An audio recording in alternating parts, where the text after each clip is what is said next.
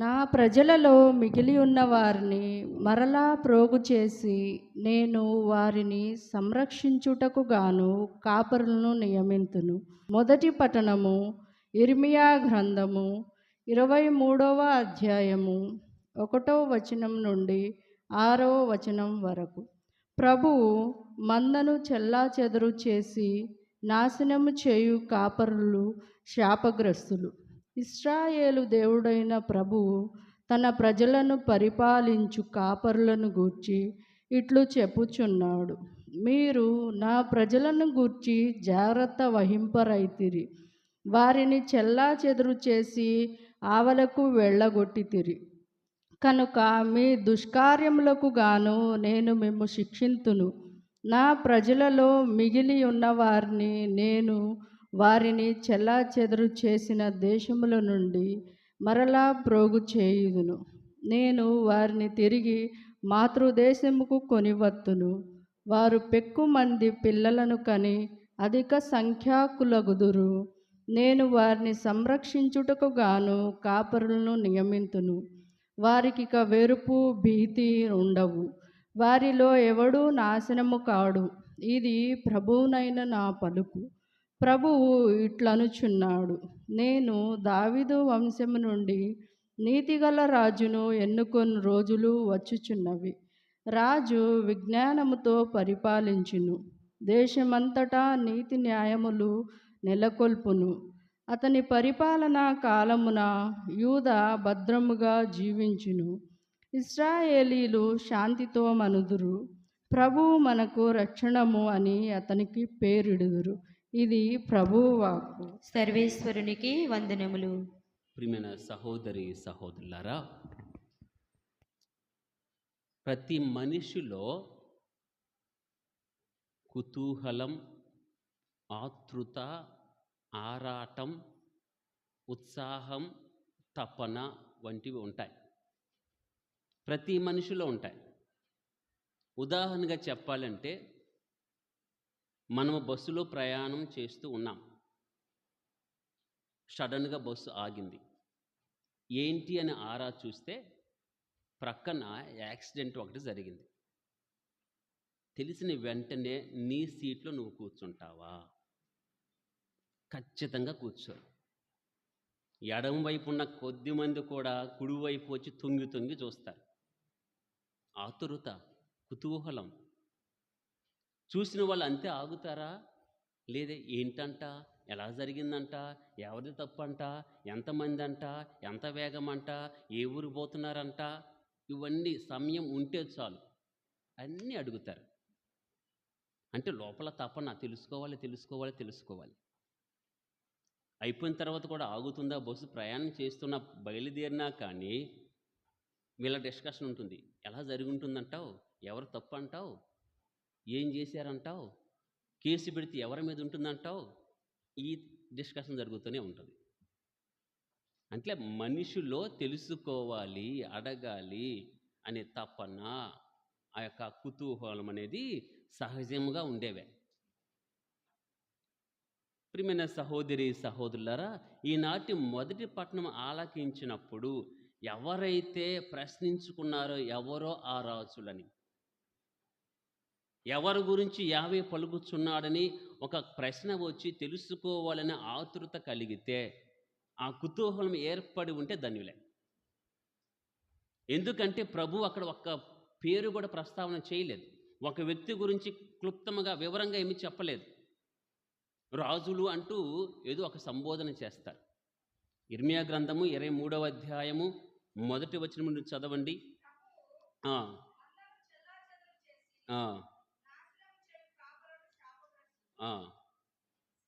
ఇజ్రాయేలు దేవుడైన ప్రభువు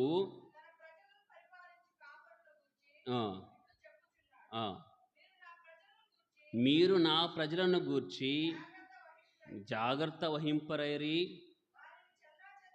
వారిని చల్లాచెదురు చేసి ఆవులకు వెళ్ళగొట్టిరి కనుక మీ దుష్కార్యములకు గాను. ఎవరి గురించి అంటున్నాడు? కాపర్లు అంటే నిజమైన కాపర్లు అనుకున్నారు. కాపర్లు అంటే ప్రవక్తలు అనుకున్నారు. కాపర్లు అంటే యాజకులు అనుకునేవారు. కాపర్లు అంటే ఇక్కడ రాజులు అని అర్థం. ఏ రాజు గురించి అంటున్నాడు? సౌలు చెల్లాచెదరు చేశాడా? జనాన్ని వెళ్ళగొట్టాడా? బెదిరించాడా? మళ్ళీ దావీదు చేశాడా? దావీదు ఏమైనా ఆజ్ఞలను మీరాడా? మనుషులో ఉన్నట్టు ఐక్యతను చెడగొట్టాడా? సొలొమోను రాజు గారు చేశారా? ఎవరు చేశారు? ఏ రాజు గురించి దేవుడు ఈ ప్రస్తావన చేస్తున్నాడు? శాపగ్రస్తులు అంటున్నాడు. ఎవరు గురించి? సౌలు గురించా? దావీదు గురించా? సొలొమోను గురించా? రెహబాము గురించా? అబియాము గురించా? ఆసా గురించా? యెషోవాఫాతు గురించా? లేకపోతే యెహోరాము గురించా? లేకపోతే ఇజ్రాయెల్ను పరిపాలన చేసినటువంటి యరోబాము గురించా? రెహబాము గురించా? నాదాబు, బాషా, ఏలా, సిమ్రి, ఒమ్రి, ఆహాబు, అహస్య, ఇలా చాలామంది రాజులు ఉన్నారే, చాలామంది కాపరులుగా ఉన్నారే. ఎవరి గురించి దేవుడు ఇక్కడ ప్రస్తావన చేస్తున్నాడు? Praise the lord, praise the lord. అందుకే చెప్పాను కదా, మీలో ఎవరికైతే ఎవరా రాజులని కొంచెం సందేహం కలిగిందంటే వారు ధన్యులే. అసలు ముందు పట్టణం ఆలకించిన వారు ధన్యులు. Praise the lord, praise the Lord. ఎత్తుకునేలకే పట్టణాలు అయిపోతున్నాయి, అందులో పేర్లు గుర్తుండవు, ఎవరి గురించి గుర్తుండదు. ప్రియమైన సహోదరి సహోదరులారా, చాలామంది రాజులు పరిపాలన చేశారు, వాస్తవం. అందులో చాలామంది మంచివారు ఉన్నారు, చాలామంది మహా చెడ్డవారు ఉన్నారు. చాలామంది దైవాజ్ఞలు పాటించి మంచిగా పరిపాలన చేసిన వాళ్ళు ఉన్నారు. చాలామంది వారు దుష్కార్యాలు చేస్తూ ప్రజలను ప్రోత్సహించిన వారు కూడా ఉన్నారు. కానీ ఈరోజు చివరి 4 రాజులు, యూదాను పరిపాలన చేసినటువంటి చివరి 4 రాజుల గురించి తెలుసుకోవటానికి ప్రయత్నం చేద్దాం. అందుకే ఆ 4 రాజులు. ఈ 4లో ఒక్కొక్కరికి 2 పేర్లు లేదా 3 పేర్లు ఉన్నాయి. 3 రాజులు ఒకే కుటుంబం నుంచి వచ్చిన వాళ్ళే, రాజవంశీకులే. అందరూ కూడా 25 లోపే రాజులైన వాళ్ళు, 25 సంవత్సరాల లోపే రాజులైన వారు. ఒకరేమో 3 నెలలు పరిపాలన చేస్తే మరొకళ్ళేమో 11 సంవత్సరాల వరకు పరిపాలన చేశారు. విషయం ఏమిటంటే, ఒకరు రాజుగా ఉండి దిక్కులేని చావు చేస్తాడు, ఒకరు అంత్యక్రియలు జరగవు. ఒకరేమో బందీగా ఉండి జైలులో మరణిస్తాడు, ఇంకొకరేమో జైలు నుండి విడుదల పొందిన తర్వాత మరణిస్తారు. ఎందుకు ఈ దుస్థితి? ఆ 4 రాజులు ఎవరు? ప్రవాసమునకు ముందు ఉన్న ఆ 4 రాజులు. మొట్టమొదటి వారు యెహోవాహాసు. Praise the lord. ఈయనకి రెండో పేరు షల్లూమ్. ఏం పేరు? షల్లూమ్. షాలోమ్ కాదు, షల్లూమ్. 23 సంవత్సరాలకి అభిషేకాన్ని పొంది 3 నెలలు పరిపాలన చేసినటువంటి వ్యక్తి. ఈ 3 నెలల్లోనే ఎన్ని పాపాలు చేశాడంటే 50కు వల్లని పనులు చేశాడంటారు. 50కు నచ్చని పనులు 3 నెలల చాలు నాశనం చేశాడు రాజ్యాన్ని. ఒకసారి చదవండి, రాజుల 2వ గ్రంథము 23వ అధ్యాయము 32వ వచనం.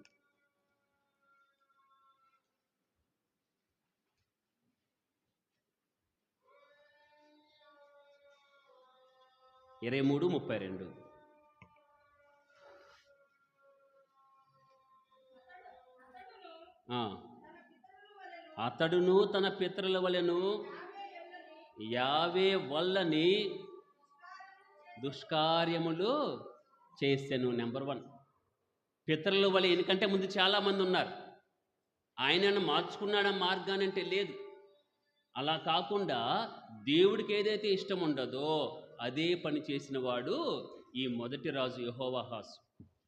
ఒకసారి చదవండి, రాజుల 2వ గ్రంథం 23వ అధ్యాయం 34వ వచనం చివరి భాగం. అతని పేరును మార్చి యెహోయాకీము అని కొత్త పేరు పెట్టెను. నెకో రాజు ఐగుప్తునకు బందీగా కొనిపోగా అతడు అచ్చటనే మరణించాడు. ఈ మొదటి రాజు యెహోవాహాసు పేరు మార్చాడు, బందీగా తీసుకుని వెళ్ళాడు. అందులో ముఖ్య కారణం ఏమిటి? యావేకు వలన పనులు ఈ మనిషి చేశాడు. దానికి ఫలితమే జైల్లో మరణించటం. ఇక 2వ రాజు, ప్రియమైన సహోదరి సహోదరులారా, ఈయన పేరు యెహోయాకీము. ఈయన 25 సంవత్సరాలకి రాజు అవుతారు. ఎన్ని సంవత్సరాలు పరిపాలన చేశాడంటే 11 సంవత్సరాలు పరిపాలన చేశాడు. ఆయన గురించి రాయబడుతుంది, ఆయన చేసిన చాలా తప్పులు ఉన్నాయి. ఈయన కూడా రాజుల దినచర్య 2వ గ్రంథం 36వ అధ్యాయం 5వ వచనం ప్రకారము ఇతడు కూడా ప్రభువునకు నచ్చని దుష్కార్యములు చేశాను.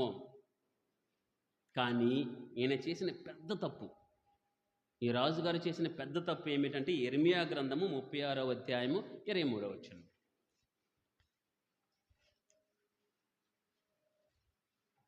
యిర్మీయా గ్రంథం 36:23.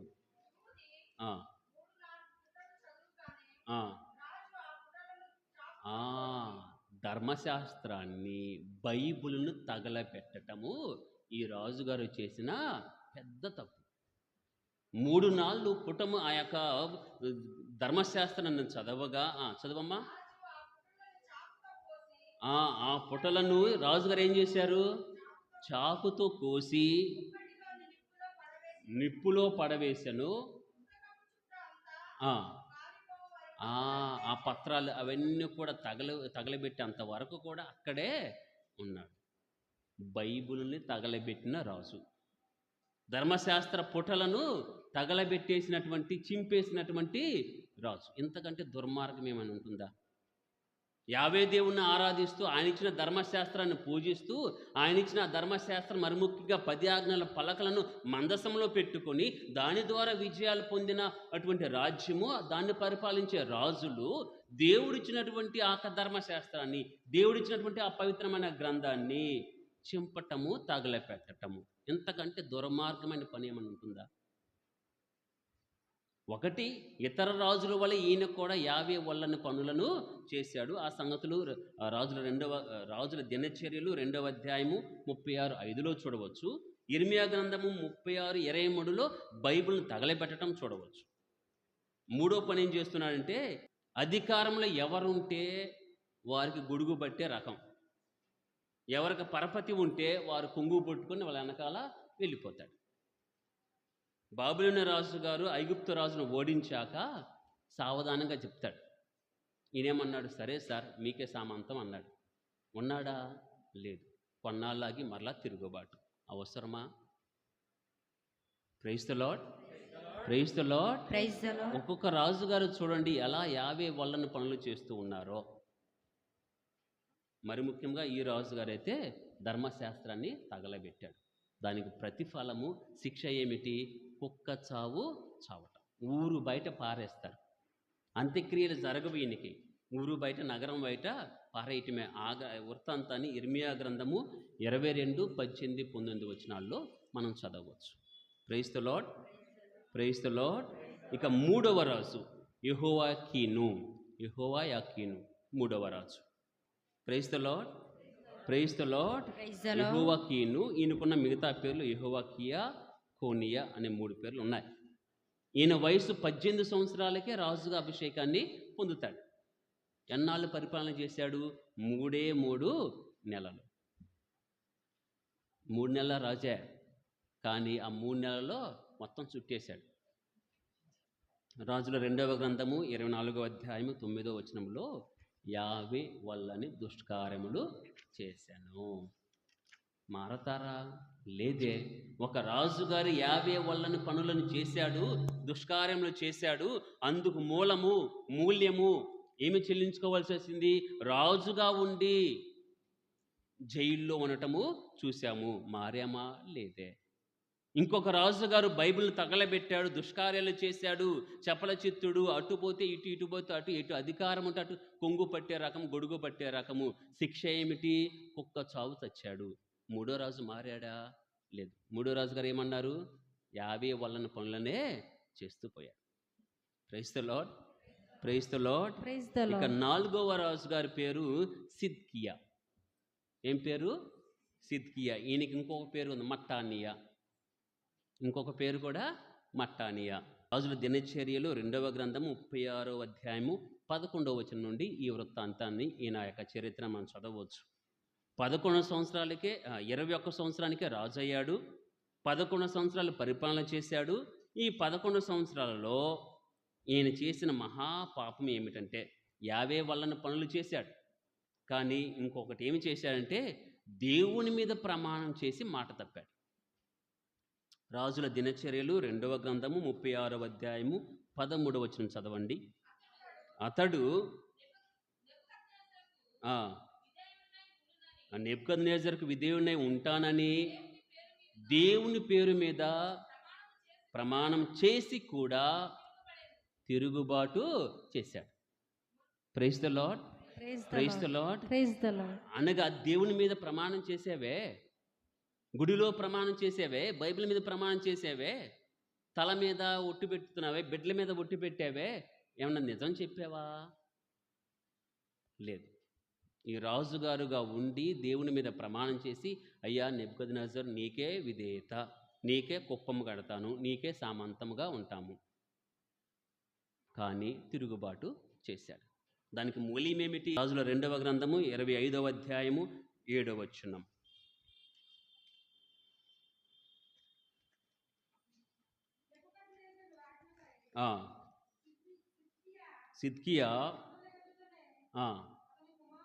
సిద్కియా కన్నుల ఎదుటనే అతని కుమారులను వధించిరి, అటుపిమ్మట అతని కన్నులను పెరికించిరి, అతనిని గొలుసులతో బంధించి, అది వేరే బైబిల్ అనుకుంటా, ఈ వచ్చిన కొత్త బైబిల్లో గొలుసులు ఎత్తడి గొలుసులు అంటది, ఇనప గొలుసులు కూడా కాదు, ఎత్తడి గొలుసులతో బంధించి బబిలోనియకు తీసుకుని వెళ్ళారు.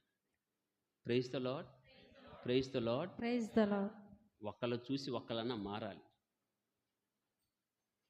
కానీ ఈ నలుగురు రాజులు, చివరిలో ఉన్నటువంటి నలుగురు రాజులు, the last 4 kings before exile, ప్రవాసానికి బానిసత్వానికి ముందు ఉన్న నలుగురు రాజులు ఏ ఒక్కరు కూడా మారినట్లు, ముందటి వ్యక్తిని చూసి మార్చుకున్నట్లు, దైవాజ్ఞల ప్రకారము నిబంధన ప్రకారము జీవించినట్లు, ప్రజలను నడిపించినట్లు చూడము. వారే ముందుండి యావేకు నచ్చని పనులు, ప్రభువునకు నచ్చని పనులే చేశారు. Praise the lord, praise the lord, praise the lord. దానికి ప్రతిఫలమే, వీరందరూ చేసిన ప్రతిఫలమే 70 సంవత్సరాల ప్రవాస జీవితం. ప్రియమైన సహోదరి సహోదరులారా, ఆనాటి రాజులు, ఆనాటి ప్రజలు అందరూ కలిసి చేసిన పాపాలు చాలా ఉన్నాయి. అందుట్లో మొదటిది నిబంధనను మీరారు. రెండవది ప్రభు ప్రవక్తలను పంపించాడు. అప్పుడప్పుడు వెళ్ళండి, మీరు వెళ్ళండి, హెచ్చరించండి, మారమని చెప్పండి అని ప్రవక్తలను పంపిస్తే వాళ్ళు ఏం చేశారు? గేలి చేశారు. రెండో పాపం ఏమిటి? పంపించిన ప్రవక్తలను, బోధకులను గేలి చేసి తృణీకరించారు. రాజుల దినచర్య 2వ గ్రంథము 36వ అధ్యాయము 16వ వచనం. కానీ వారు ప్రభు ప్రవక్తలను గేలి చేసిరి, వానిని ఎగతాళి చేసి ప్రభు వాక్కును తృణీకరించిరి. మొదటిది నిబంధనను మీరారు. 875 సంవత్సరాల క్రితం నుండి వస్తున్నటువంటి నిబంధనను వీరందరూ కూడా మీరారు. రెండవది ప్రవక్తలను పంపించాడు హెచ్చరించడానికి, వాళ్ళని గేలి చేశారు, అపహాస్యం చేశారు, వారి ద్వారా వస్తున్న ప్రభు వాక్కును తృణీకరించారు. నాలుగవది రాజుగా ఉండి ధర్మశాస్త్రాన్ని తగులబెట్టారు. ప్రమాణం చేసి కూడా నిలుపుకోలేని స్థితిలో రాజులు ఉన్నారు, ప్రజలు ఉన్నారు. ముఖ్యమైనది మందిరమును అమంగళము చేశారు. దినచర్యలు 2వ గ్రంథము 36వ అధ్యాయము 14వ వచనం. ఇంకను యాజకులను, నాయకులను, ప్రజలను కూడా అనుకరించి విగ్రహాలను పూజించి పాపం మూట కట్టుకొనిరి. ప్రభువు పవిత్రము చేసిన మందిరమును అమంగళము చేసిరి. అదే గ్రంథములో అదే అధ్యాయము 21వ వచనం చదవండి.